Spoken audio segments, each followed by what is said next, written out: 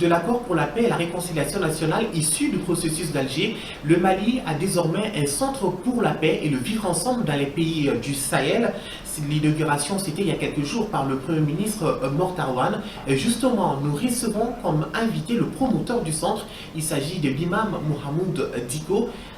Bonsoir, imam Diko. Bonsoir, Chada. À quel moment vous vous êtes rendu compte que le Mali a besoin d'un centre pour la paix?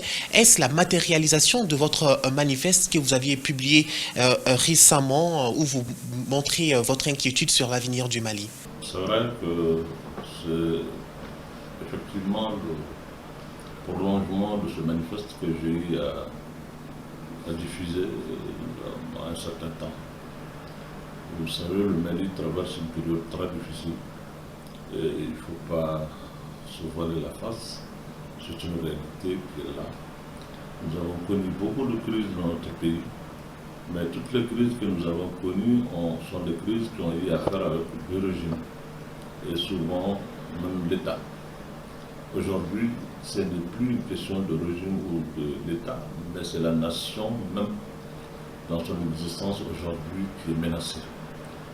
L'effritement de cette nation m'inquiète. Et c'est ce qui m'a poussé à faire ce manifeste. Et ce centre-là est le prolongement, effectivement, de ce manifeste que j'ai eu à diffuser. Un centre pour la paix et le vivre ensemble dans les pays du Sahel, un centre qui porte d'ailleurs en partie votre nom. Quelle est la vision et la nécessité pour le Mali à ce stade où nous sommes? Oui, le Mali est considéré comme étant j'allais dire le berceau de cette situation aujourd'hui qui prévaut dans le Sahel. Il va de soi que les initiatives pour sortir de cette situation doivent vraiment venir du Mali.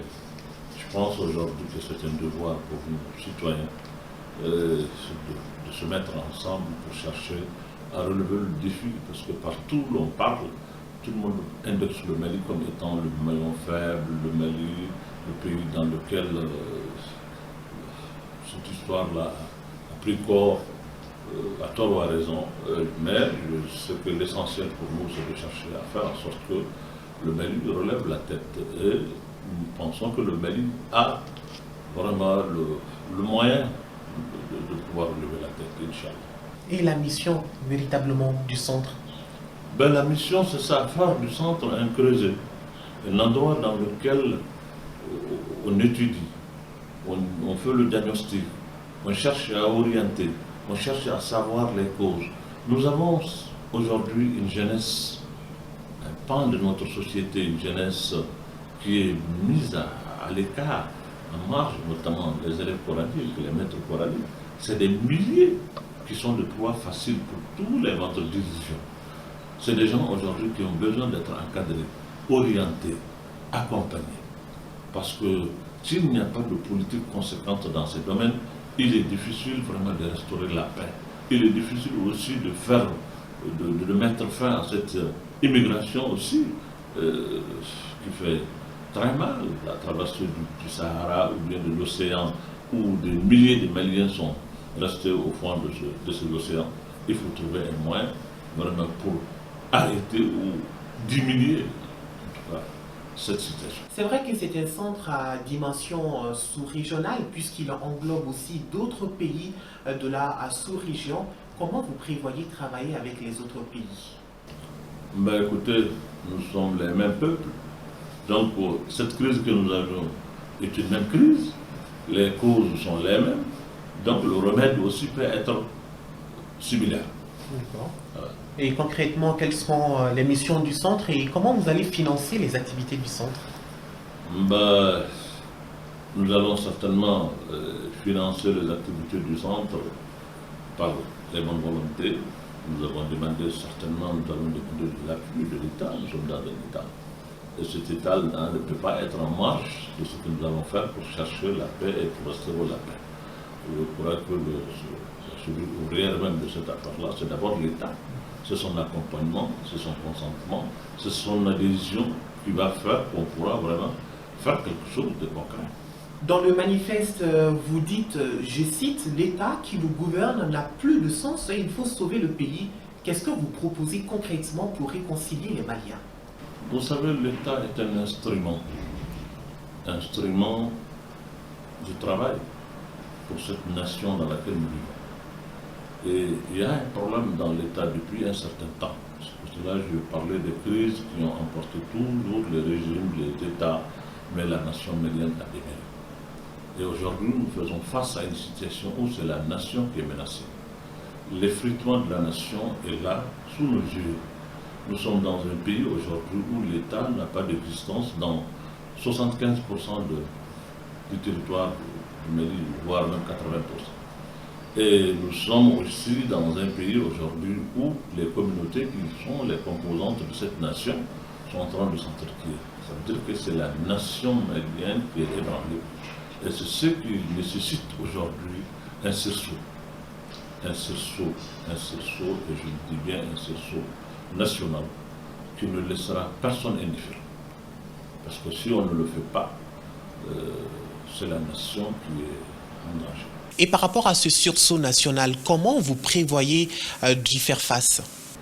Mais ce sursaut, je l'ai dit dans le manifeste, je fais allusion à cela. Et de tout le temps, quand je parle, je fais allusion au génie malien. Vous avez seulement un concept. Unanimement, ce concept-là vient du Mali, que le cousinage. C'est un concept extraordinaire. C'est un génie formidable que nulle autre nation n'a pu donner ça au monde. C'est le Mali qui l'a inventé, c'est le label du Mali, et en tant que vieille nation. Je fais allusion à cela quand je vois le cousinage entre Dogon et Touareg. Tous les séparent, couleur, culture, langue, souvent même religion, mais puisqu'ils sont obligés de vivre dans un espace commun, ils ont trouvé des concepts qui leur permettent de s'accepter. Ça, c'est entre toutes les races, toutes les ethnies dans notre pays, les gens ont trouvé ça. C'est extraordinaire comme génie. Ce Mali-là ne peut pas aujourd'hui ne pas avoir un moyen de sortir de cette situation. Il n'est pas acceptable que les communautés au Mali s'entretuent, que nous ne puissions pas parler. Les Peuls sont là, les Forgerons sont là, les autres sont là, les Djeli, comme on le dit de façon générale, ils sont là, les Nyamakara. Tout cela sont des instruments de paix que le Mali a créés, que cette nation a créés. Et cette nation aujourd'hui ne peut pas s'asseoir et regarder la nation s'effriter et ne pas utiliser ces mêmes instruments que nous avons toujours utilisés, nos ancêtres ont utilisé pour restaurer la paix. Est-ce à dire qu'à travers ce centre, vous voulez aller à la rencontre des Maliens? Absolument. À la rencontre de tous les Maliens et aller vraiment en profondeur de ce Mali. Parce que l'État aujourd'hui, son problème, l'État est coupé du reste du Mali. Vous avez les chefs communautaires, les chefs coutumiers, les chefs religieux, ils sont nombreux dans le pays. Ce n'est pas qu'à Bamako. Dans le Mali, parfois, ils sont là-bas. Aujourd'hui, les autres sont en train de réhabiliter ces mêmes chefs, leur donner leur rôle, leur légitimité, et ça va créer des problèmes si on n'y prend pas garde. Et ce qui est en train de se passer dans le pays, il faut le dire, il ne faut pas se voiler la face. Aujourd'hui, c'est les communautés, avec les chefs de communauté, qui sont en train de négocier avec les djihadistes pour trouver un compromis. Si ces gens-là ont eu l'intelligence et la capacité de réhabiliter les chefs coutumiers sur place, les chefs religieux, les chefs communautaires, c'est vraiment quelque chose d'extraordinaire. Il faut vraiment qu'on fasse beaucoup attention. Parce que nous avons entamé ici, à l'époque, la décentralisation qui n'a pas réussi. Parce que cette décentralisation s'est appuyée sur des élus, les maires, les autres, qui est purement politique, qui a mis en marche un tout petit peu les chefs coutumiers, les chefs traditionnels, les chefs communautaires, ces leaders communautaires, et ça crée un problème. Aujourd'hui, les autres sont en train de faire le chemin inverse. Ils sont en train de réhabiliter ceux qui sont sur leur terroir, qui ont été à un moment dépossédés, soit par suite de décentralisation, soit par l'administration, soit. Et aujourd'hui, c'est ça le problème. Et nous devrons vraiment faire beaucoup attention à cela. Qui parle de paix prépare aussi la guerre, et pourtant dans ce centre vous vous appuyez sur le dialogue. Est-ce à dire que vous voulez dialoguer aussi avec les terroristes? Moi je ne parle pas de terroristes. Pour moi il faut dialoguer avec des Maliens. des frères qui, en un moment donné, ont cru devoir prendre des armes pour régler leur compte.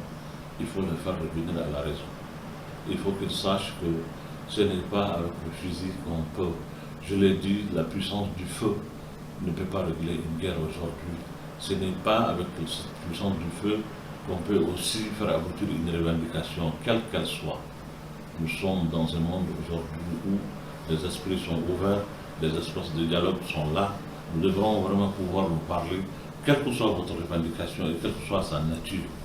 Je suis aussi outré par les gens qui disent « mais qu'est-ce qu'on va dialoguer, qu'est-ce qu'on va dire ?» Parce que ces gens-là, ce qu'ils veulent, c'est connu. Mais qu'ils demandent le ciel, ça ne nous empêche pas, nous, de parler avec eux. C'est des êtres humains comme nous, ce n'est pas des extraterrestres. Il faut leur parler, il faut parler à tout le monde. Aujourd'hui, nous avons besoin aussi de la puissance des idées pour parler avec ces gens, pour parler avec notre jeunesse. Cette jeunesse qui est désemparée, cette jeunesse aujourd'hui qui ne sait où donner de la tête. Nous devons chercher vraiment à récupérer notre jeunesse. Moi, c'est ça mon ambition. Vous savez, il y a des gens qui, au nom du prophète Mohammed, prennent des armes pour aller tuer des adeptes du prophète. Ben, c'est une folie. Ces gens-là ont besoin qu'on leur parle, qu'on les oriente, qu'on discute avec eux. Ils ne sont pas vraiment des gens aussi qui n'ont aucune raison. Ils sont dotés de la raison. Ils n'étaient pas comme ça. C'est d'autres qui sont venus leur inculquer ces idées-là. Et il faut chercher à ce qu'on leur enlève ces idées. Mais est-ce que vous avez déjà établi un plan de communication avec ces terroristes, on va même le dire? Ben écoutez, moi je n'ai pas établi pour le moment un plan de communication, mais j'ai une idée de comment je dois faire, surtout avec les gens avec lesquels je vais parler. Voilà. Et si on me donne l'autorisation, je parlerai avec tout le monde. Vous attendez donc l'accord de qui? Ben, je suis dans un pays, le peuple malien. Je ne suis pas autonome pour dire que je fais les choses sans consulter personne, sans parler avec personne. Je ne peux pas en vouloir à des gens pour leur dire qu'ils sont hors la loi. Et que moi-même, je me mets hors la loi. Je suis dans un État organisé. Qu'il soit faible ou fort, il est État, il est là et je le respecte en tant que tel. Donc je ne ferai rien sans vraiment demander l'accompagnement et l'autorisation même de cet État. Qu'est-ce que vous pensez de l'accord pour la paix et la réconciliation? Mais je l'ai dit, pour moi, il est toujours bon d'avoir un accord. C'est le désaccord que je n'aime pas. Mais l'accord, il est toujours bon. Ceux qui disent que mais on n'est pas, cet accord il n'est pas bon, moi je n'aime pas cette expression. Pour moi, l'accord, c'est le désaccord qui n'est pas bon. Mais l'accord, il est toujours bon. Mais il est perfectible. On peut l'améliorer. Nous avons signé l'accord il y a peut-être 6 ans. Les contextes dans lesquels nous avons signé cet accord aujourd'hui ont changé. Ben, nous sommes des êtres humains, nous allons voir ce qu'il y a à perfectionner ou à améliorer. Pourquoi pas si les gens ils sont de bonne foi, on va le faire. Mais rejeter un accord n'est pas très responsable. Un accord, c'est toujours bon de l'avoir que de ne pas avoir un accord. Est-ce que vous croyez à une paix durable pour le Mali? Ben, bien sûr, j'y crois. Je crois à cette grande nation du Mali. Nous ne sommes pas une nation qui est sortie du néant. Nous sommes bâtisseurs de grands empires, de grandes royautés. Nous avons donné beaucoup à l'humanité, surtout à l'Afrique. Donc je continue à croire à cette nation. Je sais qu'on a trébuché, c'est vrai, ça peut arriver dans la vie et dans l'histoire des grandes nations. Mais le Mali va rester debout, Inch'Allah. Et que vraiment qu'on se donne la main. On terre, vraiment, il faut taire les rancunes, les haines, les choses qui nous divisent. Parce qu'aujourd'hui, ce qui vaut la peine d'être fait, c'est de se mettre ensemble pour sauver le Mali, notre patrie, pour les générations futures. Imam Mamoudiko, merci d'avoir répondu à toutes ces questions et merci de nous avoir accueillis dans ce tout nouveau centre pour la paix et le vivre ensemble dans les pays du Sahel. Merci M. Aïdara, merci à vous. Assalamu alaikum wa rahmatullahi wa barakatuh.